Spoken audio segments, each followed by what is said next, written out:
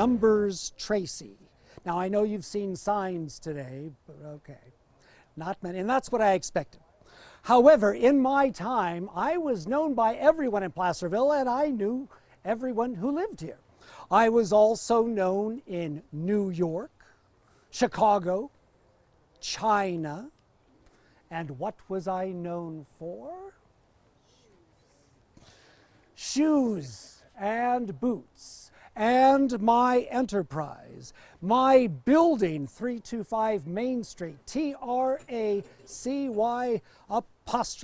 It's still there now in bas relief.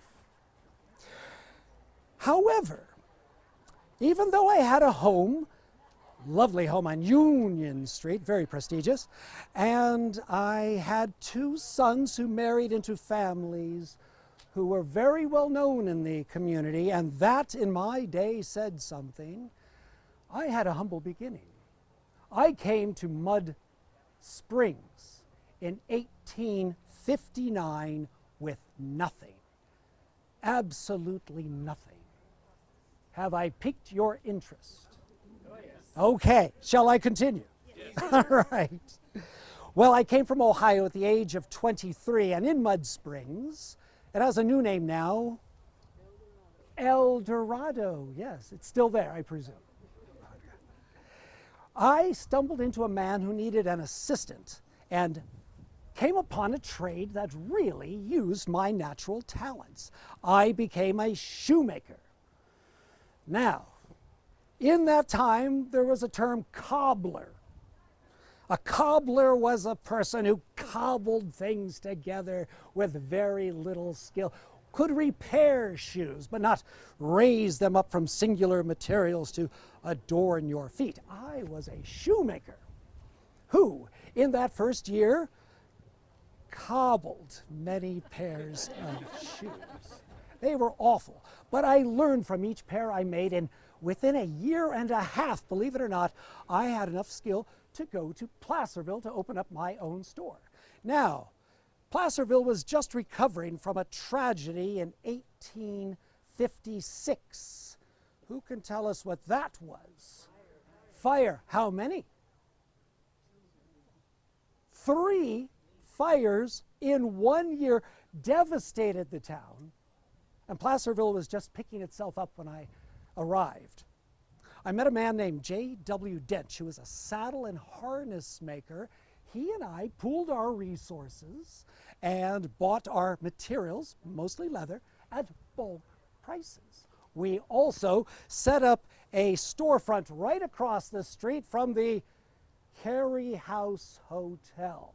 That's still standing, correct? Yes. Well, it was just rebuilt in my time. Now, people from all over the country would come to the Carey House, and some of them would come across the street and want a new pair of handmade shoes. Every shoe required the making of a last. A last. Do you know what that is? Well, you've come to the right place. I'll tell you. A last was a hardwood block carved by me to match your foot as a replica.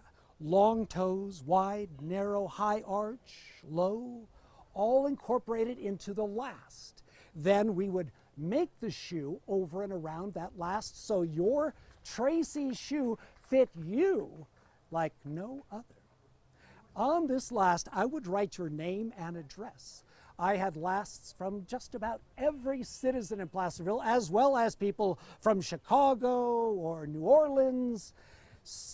These were all stockpiled, categorized, organized, so you could wire me and ask for a new pair of shoes, and I would be able to make it using your last, and it would fit exactly like the pair you purchased here in Placerville.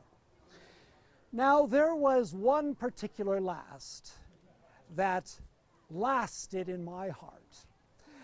A Scottish gentleman came in one day with his grown daughter, Maggie, and she needed a new pair of shoes. So I measured carefully her feet. I was so glad she had two.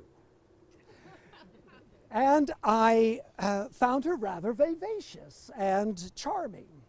And while measuring her feet, I had yearnings for hearth and home. I was 35 years old, I reminded myself, and a prosperous businessman. I think she was thinking the same thing. She was 18 and ready to start a family. And so 1 year later we did. We were married. A year after that we had our first, Mary Estella. And a year after that her little brother Perry. And 2 years after that, in the year of the centennial, Henry Jr., Henry H.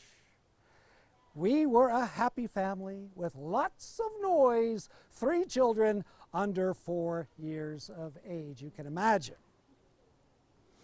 I was busy putting my name on my building when tragedy entered our home. Our Mary Elizabeth left us in her 4th year. And it took the wind out of the sails in our boat. It was particularly difficult for my son Perry. He was 3. He lost his childhood friend and big sister. He would follow my wife around for months, not letting her out of his sight.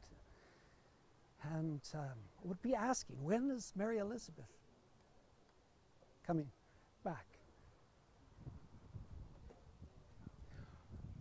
It affected him profoundly, and he stayed close to home and family for the rest of his life.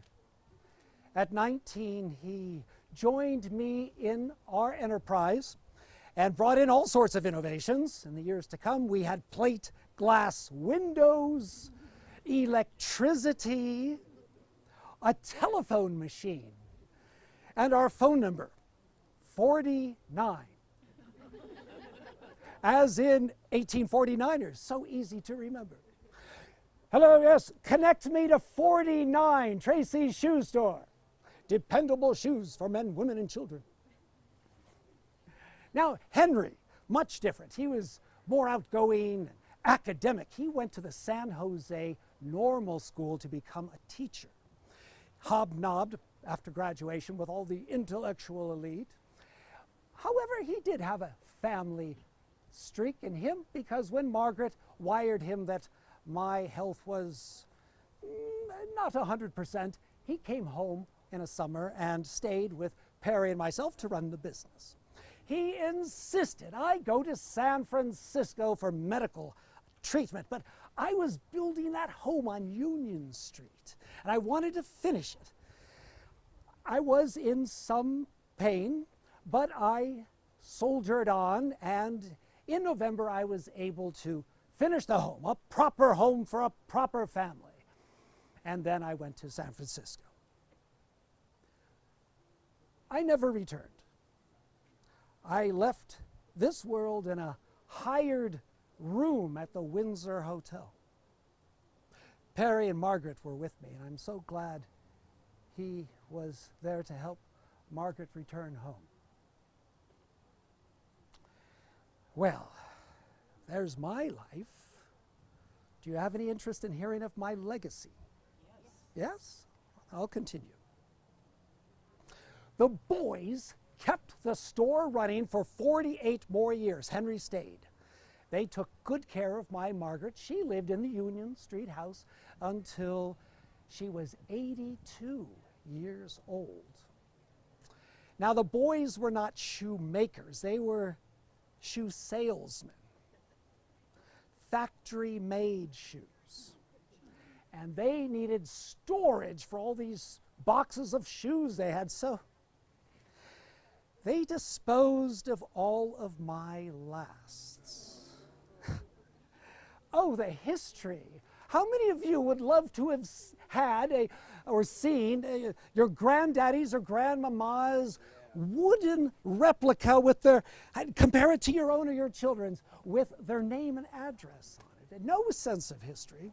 But they were excellent businessmen, and they carried the business on through the Spanish influenza, the Great Depression, 2 world wars. World wars. Imagine.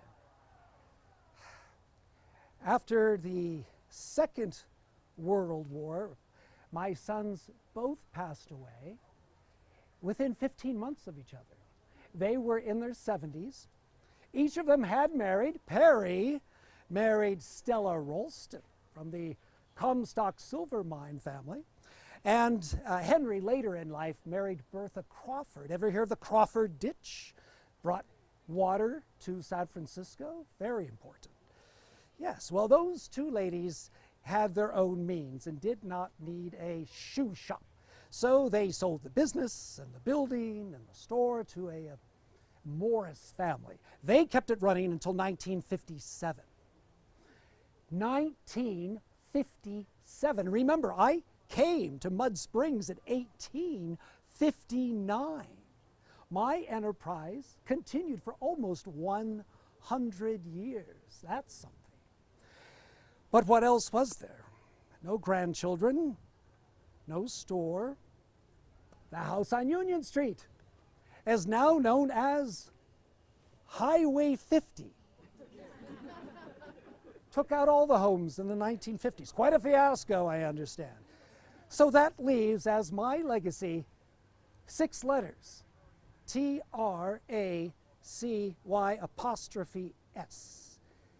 And you can see them today if you go to an eatery. Heyday Cafe. Leave the store, step out to the street, look back up, and above their sign you'll see my name. And that's really all that's left of me.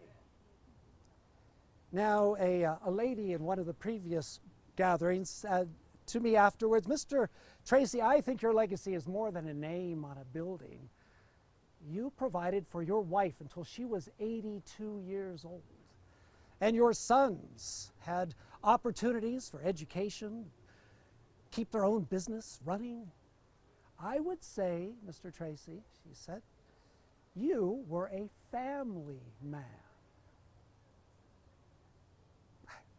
Hadn't thought of that. Maybe that's why I was called back here today, to meet her. And I would like your thoughts as well. Well, that is all I have to say about my legacy and my family, but I would like to hear about yours. Thank you for being with me today. What an honor.